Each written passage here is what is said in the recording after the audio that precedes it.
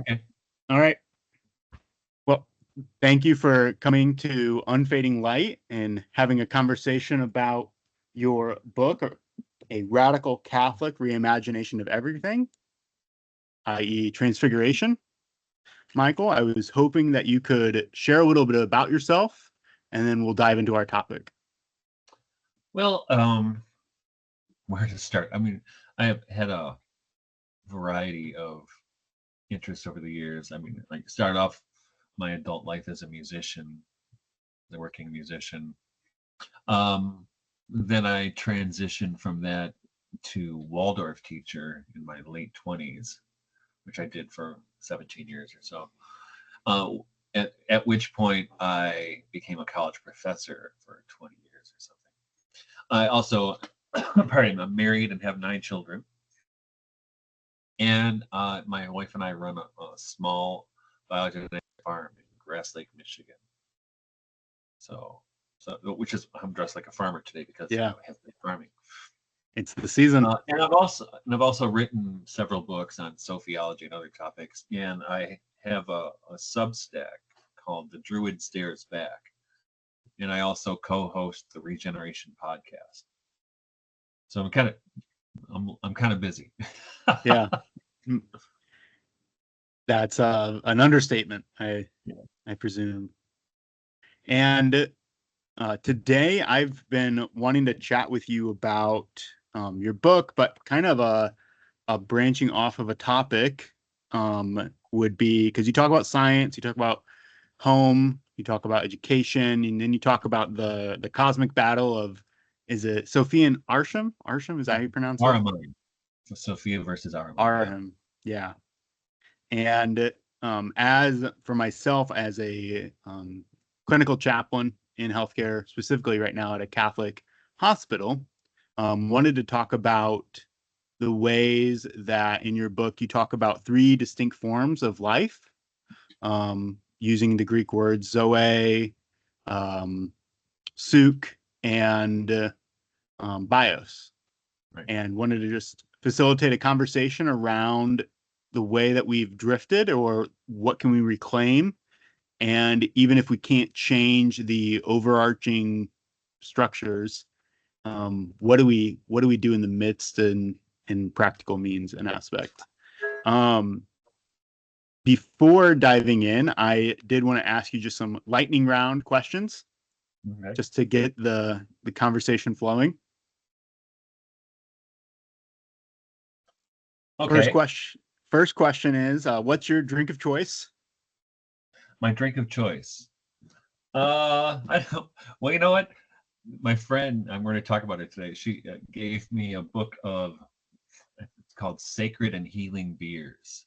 Ooh, So I've been making these beers out of stuff and makes basically from my farm. So I made one from spruce.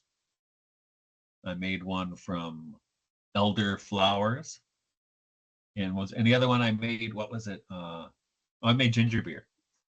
So I think it was interesting because uh, I found that when I was just drinking that stuff and I ran out so I have to make some more, is that when I went back to drinking like normal beer or wine, it just didn't do it for me. you like your So own moonshine? well, but if I had to have my drink of choice, and I don't have any right Yeah. now, but I will be making some, is mead because Okay. I raise I've bees and I make mead from the honey, and I finally got to be really good at it. So what's that's something probably that my drink of choice. I've never been able to drink mead. Like it just tastes way too sweet. But what do you pair with it? No, everything. Well, the thing is, there are meads and there are meads. Some are medicinal, even. So I've made meads flavored with blackberries or made them flavored by mint. Um, and you can make it. There are dry meads out there. Most of the Yeah. stuff that they sell commercially is very sweet. Yeah, and the stuff I make usually isn't that sweet, Okay. but it can be deceptively strong. I tell people it doesn't taste like there's a lot of alcohol, but there is. Yeah. Yeah. Go down. Yeah. What's the favorite? If you think of a place that you've been to, traveled, what's your most memorable place you've been able to travel to? I don't know.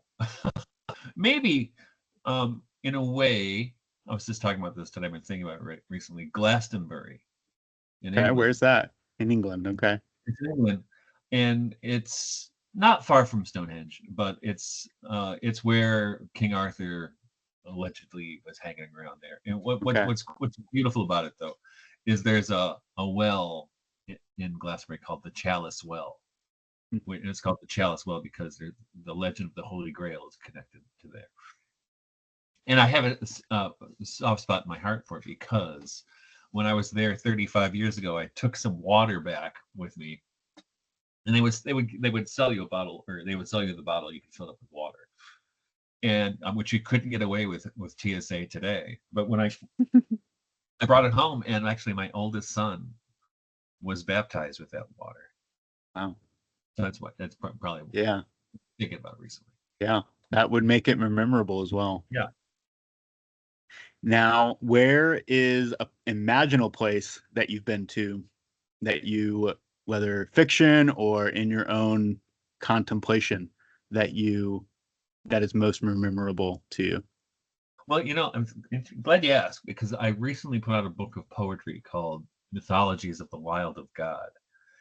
And that book, not all of it, but most of it, was a kind of imaginal exploration of the landscape around my farm. And I was kind of startled by what I discovered.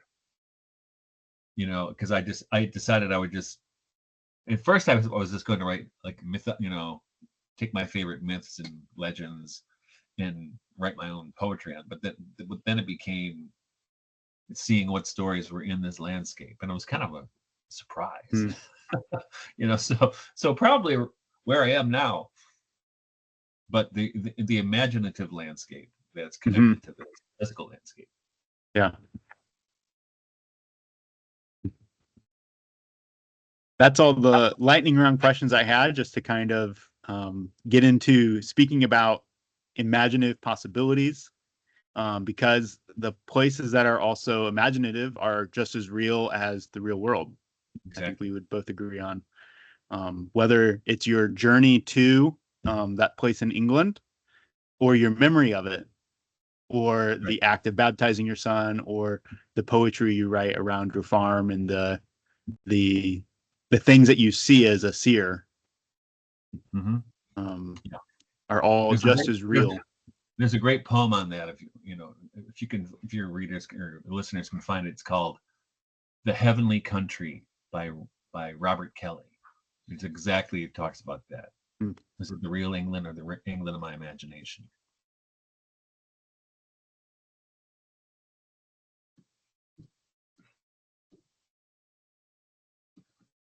Oh yeah, it's in that book. That's where I got the title. I knew it was in within reach once you said that.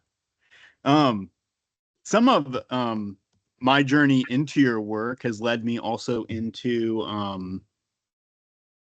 Tomberg. Okay. And there's this aspect in just read it, the Kingdom Come book, one of his last Yes. works, where he talks about the meditation on the serpent and of the Messiah. And he has a meditation where he essentially looks at the numerological sum for the word serpent and Messiah in Hebrew, and they're identical. Um, just how the way of the serpent is deceptive and shrewd, the way of the Messiah is also, in a positive aspect, shrewd, deceptive, but one leads to life and one leads to death. Right. And that kind of stood in my mind as I was contemplating these meanings of these words for life, and my work in healthcare. I've had a big kind of a awakening to just the difference of working with various fields within the medical field, doctors and residents, and how different physicians will view problems very differently and extrapolate into bio, soul, or I always forget the third one. Zoe. Zoe. Yeah. Mhm. And I had this instance where I was covering over in a surgical unit, and the surgical mindset was just like, this person had multiple comorbidities, had a very necrotic wound, and the surgical team was just like, yeah, we can fix it. We can fix it. And the family was just like, we're ready to let go. And um, just seeing how this understanding of bios is just keeping an organism or matter Mhm. animated per se is different than seeing you use the word of vitalism or Mhm. vitality of Right. it, versus I'm usually in the medical side, where we focus on more of the disease infection and um, more like rehab focus, and the doctors just take such a different perspective because they're working more than just with one issue. They're addressing the whole system, and that's kind of what spurred me to want to have this conversation. Was this kind of shock value I had at work, Mhm. and realizing there's a fraying of these three forms of life, and how even though they're all life, if you separate them or focus on one or the other, it actually just, like the way of the serpent, leads to death, leads to Right. a destruction. But for the sake of any who'd be tuning in, could we talk about kind of how you kind of had this epiphany or insight into seeing the three different forms of life, and then how you're articulating it um, in your meditation? Well, I think I mean, I was familiar with it from the New Testament for sure, but the thing is, you grow up in the New Testament and you can take it for granted, right? Hmm. Right? Oh, I read it a bunch of times. But I read this book by, was it Carl Karenyi, called Dionysus? Um, I can't remember. I bet it's right here.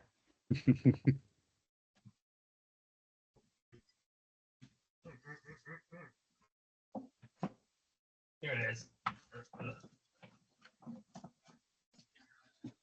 That's it.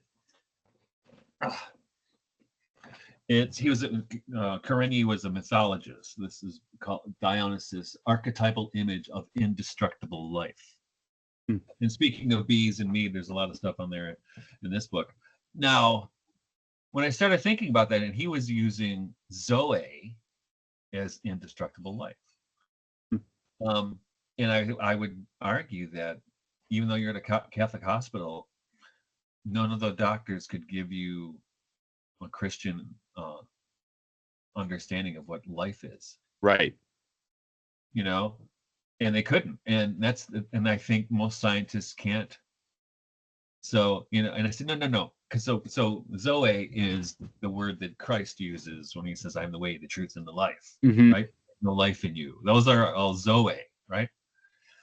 And whereas Bios is kind of the life, like the habits of life, like you know, what this particular organism eats and Hmm. how it's about its living. How does it live? Anyway, you can say with human beings, how you make your living, right? Hmm. How do you provide for yourself, right? Would you even So think that's kind of, if someone were to ask you, um, or more so like how we introduce ourselves, I've really tried to avoid introducing myself by what I do. right. Like, oh, I'm a chaplain. Um, instead of starting, Augustine has a beautiful quote where he says, "The fact that we are named, that we do not name ourselves, is a sign that we are loved." Uh-huh. Um, Like, and um, it's so easy to um, use the external world or use the things that I do to be the main ways that I am interacting with the world. that's all Even, bios, right? yeah. And that's all bios. And then there's suke, which is we got our word psyche or the soul from it, right? Right. So it's like what makes this individual person alive at this moment, right? Hmm. What's the animating force? But the thing is, that's not the word Jesus uses, right? He uses Zoe. Hmm. So what does that mean? And most scientists have discounted this idea, almost all. or medical professionals. Hmm. They don't think that kind of life exists, but that's the reason there's life at all, Hmm. right? That's the reason anything is alive, that has being, has, you're right, that has I presence.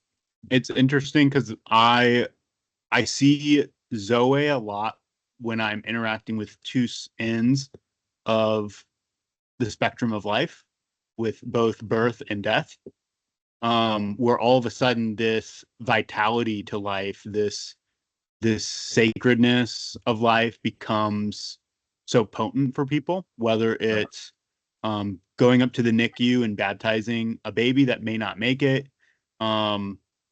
That even though from a bios aspect, we're not doing anything to progress that form of life, but yet we're doing something transcendent in that moment. And the same thing with hospice, the caring dignity of dementia patients, or just even having a cup of coffee with someone, or sitting and helping someone feed themselves, um, or even just sitting with someone who's dying that can't communicate. But yet we constantly tell families hearing is the last thing to go. So encouraging people to talk to their loved ones, or this even aspect of we don't understand consciousness from a biological No. aspect. Neuroscience completely doesn't know. Um, so that's where I kind of see um, the Zoe come alive in healthcare, but yet it's kind of the reason why I think they have chaplains for an aspect, to attract that element. But I digress. So you would say people confuse psyche essentially with um, I think they don't know what any of those mean. They don't have right. a proper um, epistemology about life. And I always tell students, when I teach, and I don't teach that much anymore, but I'll say, you know, philosophy is just asking really dumb questions, and that you realize you don't know the answer to. Hmm. Hey, I'm alive. What do you mean by alive? What is life? Can you define it for me? You're like, Hmm. being alive. I don't know. And this is this is important, I think, and that's why Greek is a useful language for that. It's because Greek has different words for that. We have Hmm. life, alive, or life, or living. We don't have three different words that mean Right. describe three different situations or concepts. Hmm. Um, but and I think so. You mentioned hospice work, right? I think this is a great example. Um, and I think in the healthcare professions, and I know this because you mentioned dementia. My mother lived with me for 7 years with dementia, and watching what her doctors and the system was doing to her, I realized they would have told me they were prolonging her life, Hmm. but they were really prolonging her death, Hmm. right? That's a and basically they're prolonging her bios. Hmm. Like you mentioned, people are, no, you don't have to fix it. It's time, okay? Yep. And and and I think and what happens is we're deprived, as a culture in the West, for sure, of the experience of the Zoe that even comes with death, Hmm. which is interesting. So once I realized that they were prolonging my mom's death and not her life, we started to treat her differently, and which was in a much more healthy way for her and for everybody. And when she finally did die, in fact, she died in this room right behind where I'm sitting. Mm. Um, we, I mean, I think all of my brother wasn't here, but my sisters both were, and all of their kids were here, and most of my kids were here, except for the two who live out of state. And we were all there, and we prayed her into heaven. that was a Zoe experience of death, Hmm. Thanatos, Hmm. right? And it was beautiful. And we all said it was, we all recognized it. We all felt it was beautiful, right? And it was great. I was glad that we were all here to do that because it was a transcendent and beautiful experience. Now, I mentioned my friend who gave me the book on beer. She happens to be Therese Schroeder Sheeker, and your listeners might want to check her out. She she's a concert. I shouldn't say concert. She's a Celtic harpist and singer. Works in the medieval modalities a lot, but she also does and founded a movement called the Chalice of Repose Project 50 years ago, by which people use whether it's harps or lyres or other instruments in singing to aid the dying, Mm. and which she discovered kind of organically when she was working as a candy striper in college. And this man was dying, and she knew what to do. And she was a music major, so she sang to him Hmm.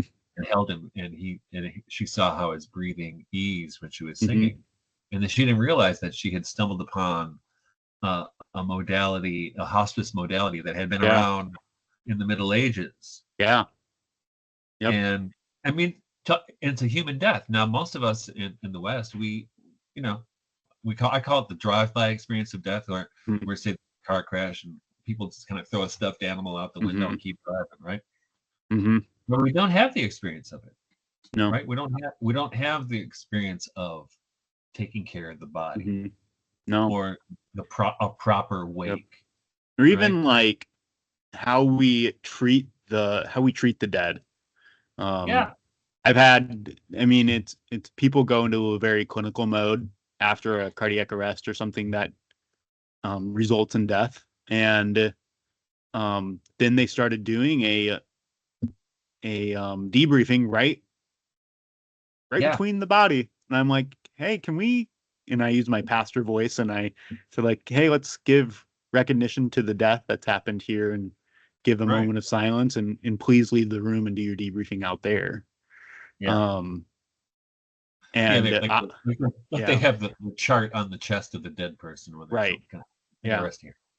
And it's Um, even caused me at times um to go in and either bow or kneel, if the space is appropriate for that, to just model to other people right, that there's something other here going right. on. I even And, had a time in hospice where I don't even know why I did it. It was a patient I met for probably 3 months, and her sons were amazing caregivers. It's like 98-year-old, and she died, and I kissed her on the forehead. And I have no, no clue why. There was nothing in my mind that was like planning for this or intending this, but it just seemed like the proper goodbye. right. Yep. And um and the family was extremely touched by it too. Um but those kind of experiences are full of sacredness and Right. meaning and And we're deprived of them for the most part. mhm, And it should be not be something that's yep, uncommon. yep. And I think my first experience of something like that was I was a Waldorf teacher, so I was about 32 or something, 33. And a friend of ours died, and they laid her body out in a Christian community church Mhm, in the Detroit area. And there was a vigil for I think it was 24 or 48 hours where all of us in turn went there and read the Gospel of St. John over her body. mhm, And I don't even remember what part I read, but I remember my friend and I got up because we were teachers. So we had to be at school at 7:30. So we went there at about 6, and we read for an hour, and then someone else came in. It's kind of like when people do adoration, but it was a vigil in which we not only honored uh, the death of our friend and the life of our friend, but also we honored the the sacredness and religious import of that event. mhm, And we dwelled with it, as Heidegger would say, Mm-hmm. which is that's nothing more human. Now, moving on to the last sphere of life, how would you describe that, and how does it manifest? Suke. It's okay. I think that's connected with your own inner livingness. Your what makes this body alive, not Mm-hmm. bodies like that alive. It's bios, right? Mm-hmm. How do you treat bodies like that? And so suke is how do you treat this guy in this body, this right Mm-hmm. here, right? And because and it's gonna and it's there's no mistake that the word also has been taken to mean the soul, Mm-hmm. because and this is here's another, speaking of terminology, right? I had an interesting conversation with a podcaster maybe a year ago about how Christians don't know the difference between soul and spirit. Mm-hmm.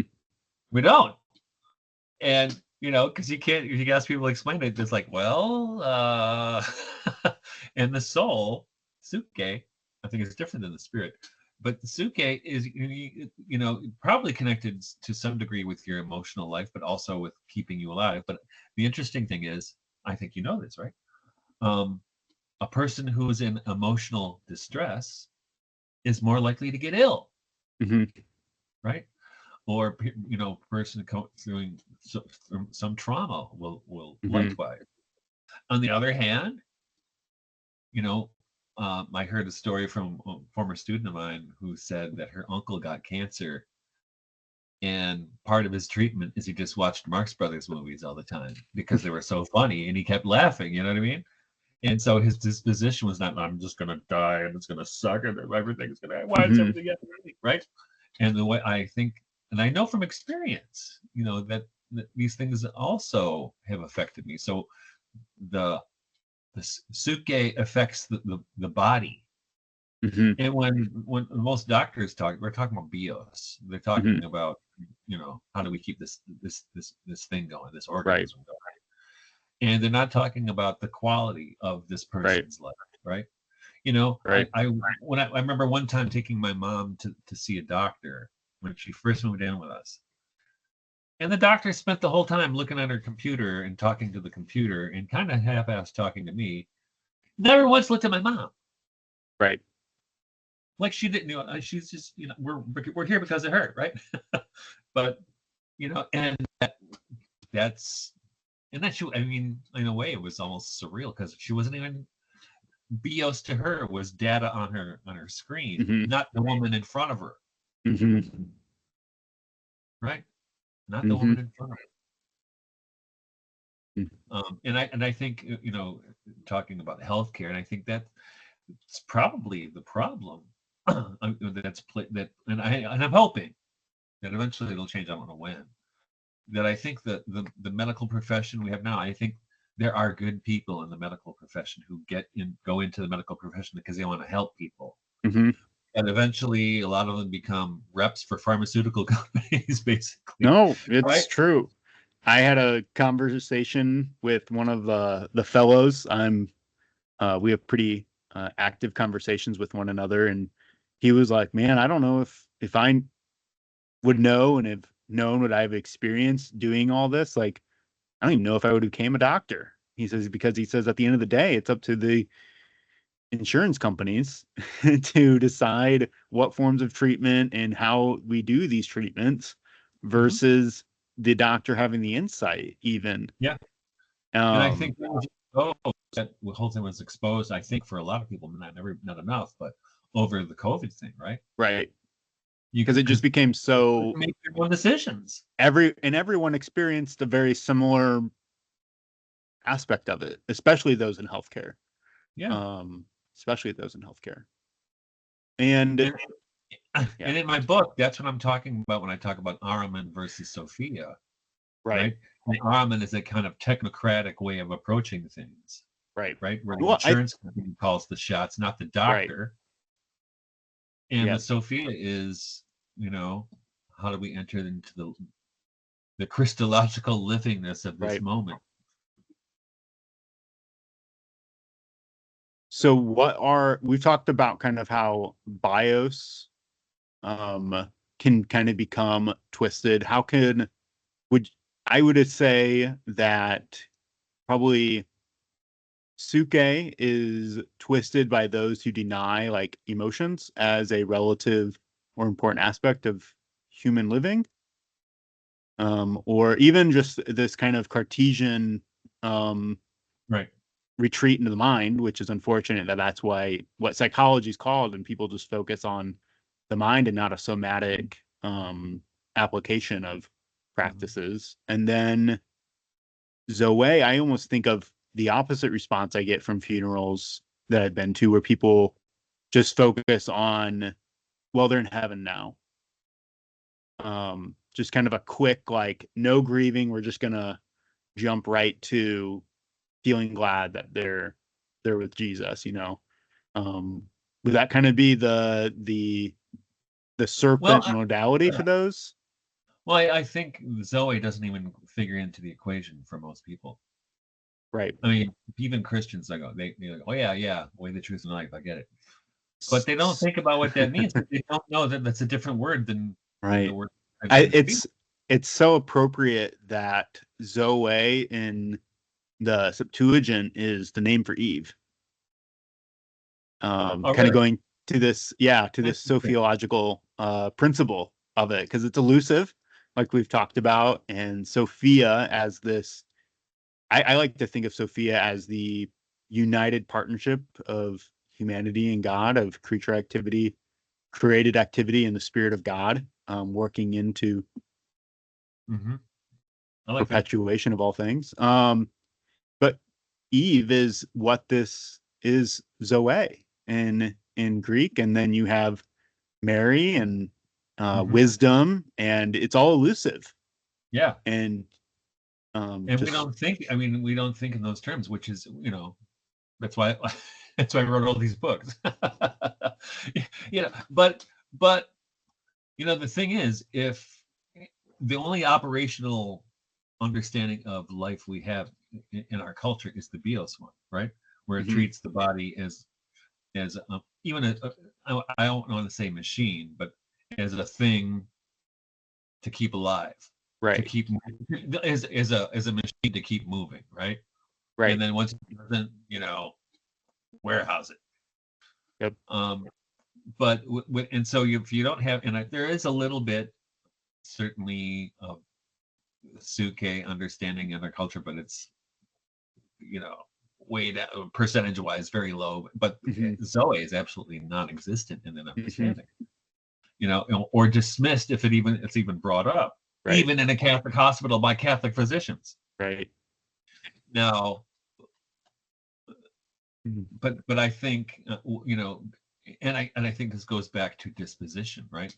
If you have the proper disposition, or I shouldn't say the proper, if you have uh, a healthy disposition or understanding of these things, that it's transformative, which is like mhm, my friend Therese did with the dying and using music, right? mhm, That's a transformative project, mhm, and that's what I think we need. That's what I wrote when I wrote Transfiguration. A big part of that book was, you know, what can we do to these kinds of institutions or systems that we've inherited that could bestow more life on them. mhm, I can, living and dying in academia for the last 20 or so years, almost 25. Ugh, it's a dead space. mhm, There's no life in it. There really isn't. There's mhm, no Zoe in it at all, and I'm not too sure about the Bios either, to tell you the truth. Um, but why isn't it alive? Why can't it flourish? Um, and I think that's precisely because people have poisoned understandings or perverted understandings of mhm, what those three concepts of life right. are. But I also hear you saying that it's not the total extreme where I interact with people that are either they're like full word of faith people, they totally reject medicine, or Right. you have people who, because of almost like a post-COVID trauma, Right. don't believe in medicine either and have all these home remedies and think that even though their loved ones' blood pressures, they're on floor pressors, yet if Yeah. they just had that protein, they'd come out of the hospital. And I see kind of this sociological approach to healthcare, to Catholic healthcare, is wanting to recorporate bios, but within a proper, whether hierarchy or relationship, to what we're actually striving for. We're not just Yep. striving to keep things going. Well, I think the worst thing that ever happened for the medical profession was the COVID stuff. And I don't mean the virus. No, it's the cultural response and Yeah, fallout and and that made people distrust physicians mhm, and distrust science because and I'm among them. Um, that doesn't mean science or medicine needs to be like that, but it is like that right now. But there are people out there in the world, right. physicians who reject the system. Whether um, I remember when we were first married, we had a Sikh physician. I love this guy, Dr. Kalsik. He stopped practicing medicine a long time ago, but he lived a few blocks away from me. And I called that one of the kids had like a really bad cold and Hmm. is getting, or no, actually, one of my sons was born at home, and his umbilical cord only had two vessels. Usually they have Mm. three. And I called Dr. Kalsa, and he said, I'll tell you what, I'll stop by on my way home. He made a house call. And he looked at it, he goes, looks okay. Baby looks good. He gave me a number of this other doctor. You might go talk to this guy. He's my friend of mine. He's an older guy. He's seen a lot of stuff. Talk to him. But he was practicing a human-centered medicine. Hmm. He was not practicing a pharmaceutical industry centered medicine. Hmm. It was human-centered, and that's and it's and there are still doctors that do that, right? Yeah. But we have such a, I mean, I think I wrote a chapter on education in Yep. Transfiguration. And I'll tell you what, I mean, I know this from interacting with people on social media. There are a lot of people with PhDs or MDs in medical sciences who couldn't think their ways out of a paper bag Hmm. because, you know, they're told all the answers going through medical school. they're Right. not they were not really taught to question the authorities or things like Hmm. this, right? And if Or they even do, just explore, like well, it's the not even thing is, about skepticism. but even It's if they like, do question and do that right, stuff, they don't make it to the next level, right. right? Because those who go along get along, and this is what's wrong with higher education. And medical schools are a part of higher Mm-hmm. education, and that's how it works.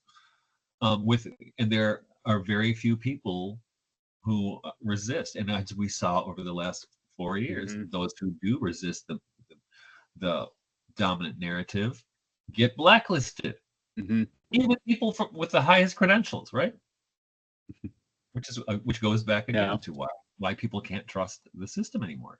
But I do think now you know more about um, that field than I do. Though my son is a PhD in biomedical science. Um, but I do think so. So one of the things I propose in Transfiguration is the sociological hedge school, right? Hmm. And that goes back to Ireland. They had these hedge schools. They didn't really meet in hedges, but they'd meet in barns or on the sly someplace. And what happened was the Irish, when they were under British domination, did not want their children learning British history, Hmm. Protestant triumphalism. Right. So they started their own thing, right? They went rogue. And I think the same, and I think the same thing will have to happen in the medical profession. And I really think, and when I wrote Transfiguration, I think 6 years ago, I don't know, no, 6 or 7 years ago, I think. I was predicting it was all going to blow up, Mm-hmm. and it blew up much faster than I thought it would. Not just the medical, everything. Right. The trust in all these institutions has just cratered, Right. and which is a good thing. But here's the thing: what's going to come in its place, right? Yep. And usually, good people are lazy, so they don't assert themselves. You know what I mean?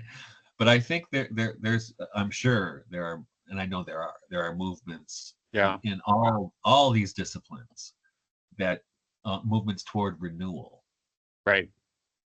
and so that gives me hope. But I think that the institutions that we grew up with are zombies right now. Well, and I think you brought an excellent point in your chapter on education where you talked about essentially you either quoted or you talked about you can't just have a crucifix in every room and offer mass and call it Catholic education. That's right. Um, and it's very similar at the Catholic hospital. Like the sisters are growing lower in numbers and they're expanding administratively, but from a boots on the ground aspect, people aren't really participating in the mission the way they used to maybe 20 Oh, even no. 30 years ago. um and like for instance we had a mass to commemorate our cancer patients, and a bunch of people in suits came but not any people who work on those units. And they were like asked, they had like in our huddle meeting they were asking like, well, why didn't anyone like come to to the mass? And like I could tell them till I'm blue in the face, but it's like because you didn't invest in your workers, in your employees, to then recruit those who are spiritually inclined or had a connection or deep passion for cancer ministry Mhm. to spearhead it. It's all just an email sent from the head and Yeah. a posting from the unit manager. And um, Oh yeah. that's kind of the administrative aspect that I'm seeing within Catholic healthcare. And then the other aspect I'm seeing is there's a document called the Catholic ERDs, Advanced Directives, ERDs, which like all Catholic hospitals have to abide to and are held accountable by the bishop. But most of it focuses on sacramental accessibility, which then turns priests into vending machines. Yeah. Because then the metric is, well, anyone that's marked Catholic, we're going to try and offer them communion. So then now you're in, this is like a 700 bed hospital, and probably a quarter of them are Catholic, or if not more, but not practicing. So you're offering the sacrament. And I think there is a place for mercy for the sacrament to be offered for the sick. But for people who maybe it was put they were Catholic and they haven't been or interested in being Catholic in 30 years or more, but then Right. a priest shows up in their room and it offers them communion, they either feel bad for saying no or they say yes just to kind of get the priest to go away. Mhm. Um, but then the ERDs focus more on what we don't do, the basic stuff. We don't do transgender surgeries. We don't do abortion. We don't do euthanasia. Instead of focusing, well, what does Catholic healthcare offer? What does I get the ERDs is supposed to kind of be the ground basis, the hedge per se, but Yeah. it's not cultivating the soil or providing roots for further development up. It's just saying, well, this is what we don't do, and this is what we do to be Catholic. But what we've been talking about is being Catholic, radically Catholic, is this deep longing for God, for the other, for meaning, for connection. Um, which is why I became Catholic in the first place, was because of all these Well, practices and it's history. cultural. It's cultural, and that's the thing. Is you're and this is why uh, you have Schumacher in his great book "Small is Beautiful." That's the whole thing. Because if you have a 700 bed hospital that's you know responsible to government directives or even episcopal directives, Mm-hmm. you lose the intimacy of the small, and with that the intimacy of the sacred. It's like Hmm. it becomes impersonal, and it is impersonal. I mean, people's experience of church is often impersonal. Hmm. That's why Dorothy Day called it the long loneliness, Hmm. because we go to church seeking community, and we don't often find it, because especially in Catholic churches, they're so darn big. They have so many Hmm. parishioners, you can't feel a sense of intimacy or belonging. But that's kind of a corporate model Hmm. because it's too big. And so if you had a smaller model, the village model, I love this saying from Pete Seeger. People say he's a liberal. I'm really a conservative, but I'm the kind of conservative who wants to go back into the village when we took care of each other, right? Hmm. That's the idea. That's what it should Yeah. be. And I don't know how to get that genie back into the bottle Yeah. other There than is there practices, is a kind of a village aspect I experience because the hospital I work at, and I'm so grateful for what I get to do. But I've lived in the same area for 29 years of my life and have, because I grew up Protestant uh, and became Catholic, I have a pretty broad exposure to people in the area and was involved in my community, played sports. Uh, there's there's not a week that goes by that I either don't pass someone that I work with that I either went to college or high school or had some sort of connection with, or even patients who their families walking through the hallway and then they see me and almost instantly say, "Hey, like our loved ones in the hospital, can you go see them and pray for them and minister to them?" So there's a lot of ways I feel like a local village pastor with people who are of all sorts of faiths, because I've stayed in one spot yeah, for so long. Um, so like at least I guess like part of the question I asked at the beginning or framing was like, yeah, the system we can change, we can point out the critiques, but at the end of the day, like how are we addressing with our limited stewardship?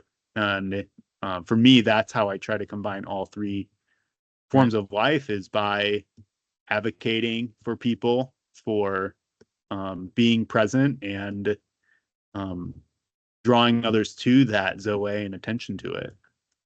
Right. And it's like there's because it can be overwhelming because you want to look at the how it is, and you're like, oh God, it's never gonna get fixed. Well, or else what I used to always go through. Somebody ought to do something about that. Then I realized that was the Holy Spirit saying, yeah, you should do something about that. Um, so you just start, right? It doesn't matter. You start where you are. And there's a great poem by Czesław Miłosz titled Angels.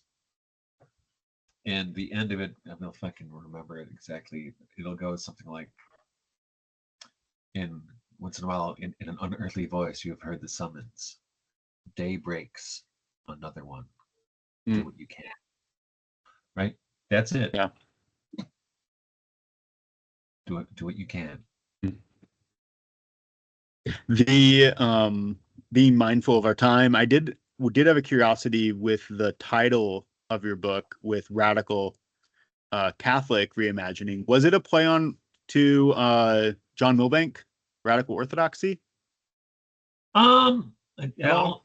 I Even didn't though I know see John, anything, but I don't think that was what I was thinking at the time.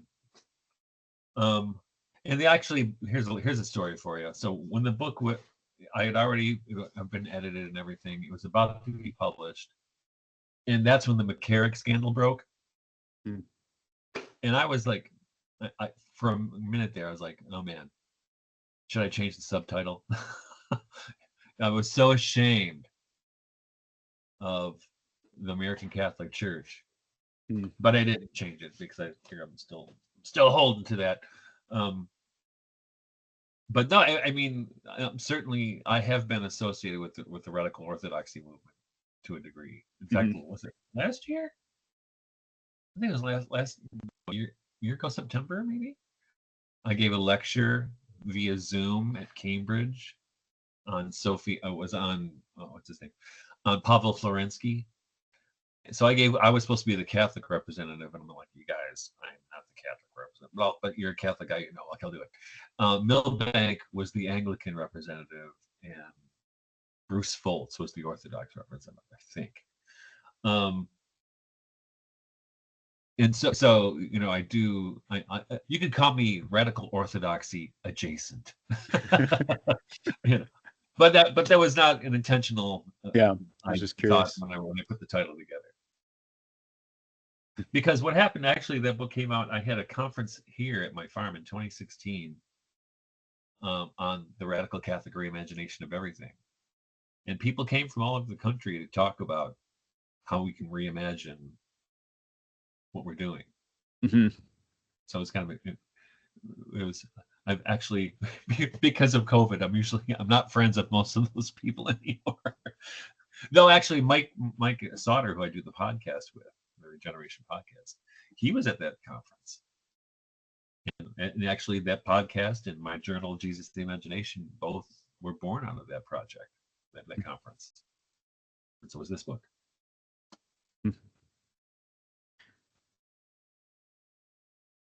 Well, I want to thank you, Michael, for your time and for our conversation. And if our paths or streams, as per se, cross again, be delighted and just thankful for your impact. It's really spurred me on to contemplate and to take a step back in a lot of ways. So I just appreciate your writing a lot and grateful for it.